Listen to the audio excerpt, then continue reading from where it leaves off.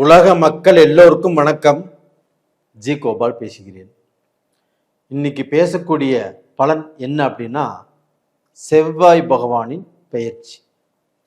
இந்த செவ்வாய் பகவானின் பெயர்ச்சி ஆகப்பட்டது மிதுன ராசிக்காரங்களாகிய உங்களுக்கு எப்படி இருக்கும் அப்படிங்கிறதா இப்போ இந்த பதிவில் விளக்கமாக சொல்ல போகிறோம். அப்போ அந்த செவ்வாய் பகவான் ஆகப்பட்டது அக்டோபர் 27 துலாமிலிருந்து பயிற்சியாகி விருச்சிகத்துக்கு வர்றாங்க. அந்த விருச்சிகம் என்பது மிதுன ராசிக்கு 6ஆம் இடம். அப்போ அந்த 6ஆம் இடத்துக்கு உங்களுடைய லாபாதிபதி 6 கிரகம் அந்த 6லேயே அமைகிறார். அந்த இடத்துல ஆட்சியும் பெறுகிறார். அப்ப 6ஆம் இடத்து அதிபதி 6ஆம் இடத்தில் ஆட்சி பெறுவது மிதுன ராசிக்காரங்களுக்கு யோகமா பாவமா இல்லை பார்த்தீங்கன்னா ஏதாவது கெடுதலா அப்படின்னு கணக்கு போட்டு பார்த்தோம்னா மிதுன ராசிக்காரங்களுக்கு ஒரு யோகம். அப்ப அந்த யோகம்னு எப்படின்னா 6ஆம் இடத்து அதிபதி 6ஆம் இடத்துல ஆட்சி. அந்த 6ஆம் இடம் என்பது ரணம், சத்ருஸ்தானம், கடன் ஸ்தானம். அப்போ உங்களுக்கு எதிரிகள், நோய், கடன். இப்போ மிதுன ராசிக்காரங்க கடன்ல பாதிக்கப்பட்டு இருக்கிறீங்க. உங்களுக்கு எவ்வளவு சம்பாரிச்சாலும் பத்த மாட்டேங்குது. இன்னைக்கு கஷ்டப்பட்டும் சம்பாரிச்சும் கடனாளியாத்தான் 170% பேர் இருக்கிறீங்க. அதுபோக ஒரு சிலர் ஆகப்பட்டது நோய், மருத்துவம் பார்த்துட்டு இருக்கிறீங்க. அதுக்கு எவ்வளவோ செலவு பண்ணியுமே அது தீராமல் இருக்குது. தீர்ந்ததாக இருந்தாலும் அதற்கு பெரிய செலவு. அப்போ பார்த்தீங்கன்னா இந்த ரோகத்தாலையும் இந்த கடனாலையும் எதிர்ப்புகளாலையும் அப்போ மிதுன ராசிக்காரங்களுக்கு பார்த்தீங்கன்னா இன்னைக்கு அவங்களை பார்த்து பொறாமைப்படுறவங்க, அவங்க வளரக்கூடாதுன்னு நினைக்கிறவங்க, இவங்க அழிஞ்சு போகும்னு நினைக்கிறவங்க, இவங்க முன்னேறக்கூடாதுன்னு நினைக்கிறவங்க, இவங்களை சுற்றியே நிறைய பேர் இருக்கிறாங்க.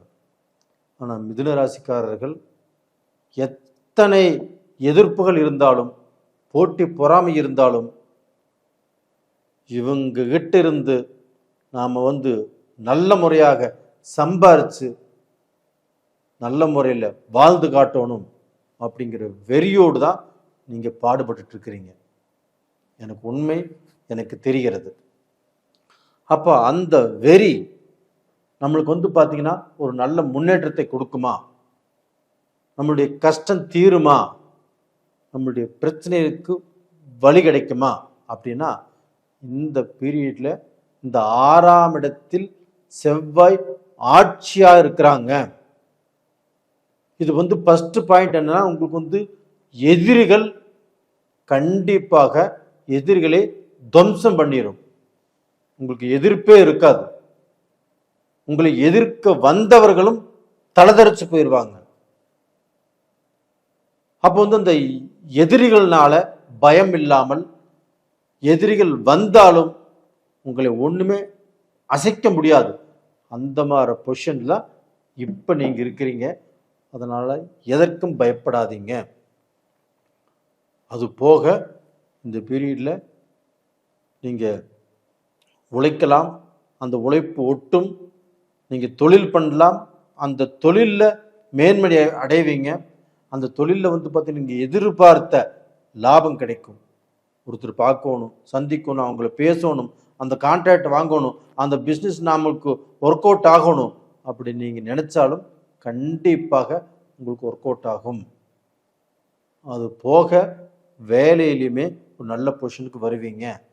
இதற்கு காரணம் இன்னொரு காரணம் இருக்குதுன்னு நான் சொல்கிறேன். உங்களுடைய இப்போ மிதுன ராசிங்களா, அந்த மிதுன ராசிக்கு பார்த்தீங்கன்னா குரு பகவான் உங்கள் ராசிக்கு 9ஆம் இடத்தை அந்த குரு பகவான் பார்க்குறார். அப்போ அந்த குரு பகவான் வந்து அந்த பாக்கியஸ்தானத்தை குரு பார்க்கறதுனால கண்டிப்பாக உங்களுக்கு வந்து பார்த்தீங்கன்னா நல்லது நடக்கும். அப்போ டோட்டலாக பார்த்தீங்கன்னா அந்த குருவுடைய பார்வை வந்து பார்த்தீங்கன்னா உங்களுக்கு எந்த கஷ்டங்கள் வந்தாலும் எந்த பிரச்சனைகள் வந்தாலும் அந்த பிரச்சனைகளிலிருந்து நீங்கள் வந்து விடுபட போகிறீங்க. அப்போ வந்து நல்ல ஒரு திருப்தி, ஒரு நல்ல சந்தோஷம், நல்ல சாப்பாடு, நல்ல முன்னேற்றம், அடுத்தவங்க உங்களை பார்த்து பொறாமைப்படக்கூடிய அளவுக்கு, பெருமைப்படக்கூடிய அளவுக்கு ஒரு வாழ்க்கை. இது வந்து பார்த்தீங்கன்னா இந்த 1.5 மாத காலங்கள் இந்த செவ்வாய் பகவானுடைய பயிற்சி, அதுபோக அந்த குரு பயிற்சியும் இருக்குது உங்களுக்கு. தயவு செய்து தைரியமாக பாடுபடுங்கள். இந்த பீரியட்ல நீங்கள் நல்ல பொசிஷனுக்கு வருவீங்க, இது உறுதி.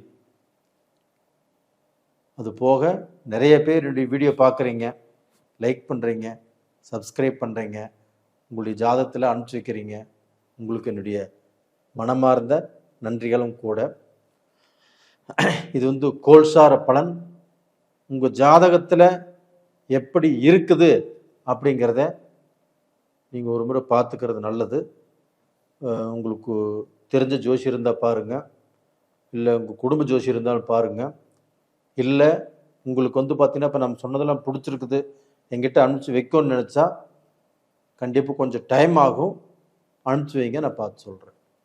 நேயர்களே, உங்களிடமிருந்து விடைபெறுவது உங்களின் ஜி கோபால். நன்றி, வணக்கம்.